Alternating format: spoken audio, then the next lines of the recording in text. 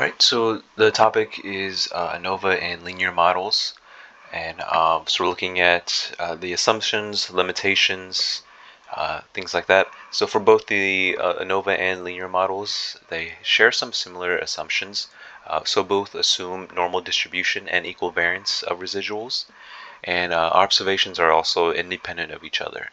So for linear models, linearity and no multiclonarity are additional assumptions, and both are limited to a data set that is absent of outliers, and violating these assumptions and limitations can inflate type 1 error rates and give inaccurate estimations, statistics, and p-values.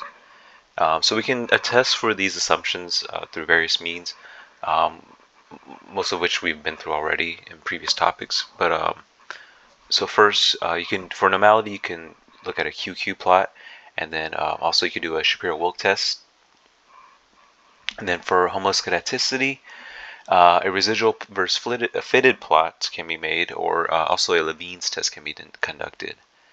Um, and in order to make your data follow a linear relationship to do a linear model, you can also do types of transformations to make it more linear, such as the polynomial log. Those are just a couple examples. And then also you can do a Kruskal-Wallis test instead of an ANOVA test as well if you find out that your assumptions are violated. However, you're going to be testing the median instead of the mean. So for my data set, I just generated 3 groups, and one group worked 20 hours a week, one group works 30, and the other works 40, and we're looking at the productivity levels amongst those 3 groups. So first we need to do a Shapiro-Wilk test to make sure our data set is normal, well, that the distribution is normal, and then we can do a QQ plot as well to further prove that and look at make sure it follows that straight line, or at least as close to it as it can be. And then also we want to do a Levene's test to test for equal variances, and then from there that actually will test the homoscedasticity, and then we can do the ANOVA test finally once those are done. And then, like I said before, if those were violated, you could do the other test, the Kruskal-Wallis test.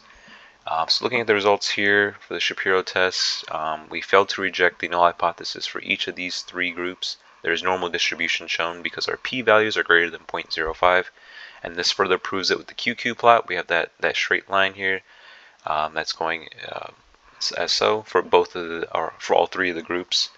And then for the Levene's test, we failed to reject the null hypothesis. Our p-value is greater than 0.05, so it again shows that well, not again, but it shows that there's homoscedasticity. And then so now we can do the one-way ANOVA now that our assumptions are not violated, and then we can see that our p-value is extremely small, so then we would reject our null hypothesis because it's less than 0.05, and would say there's significant difference found between the groups. You can also do a further test after this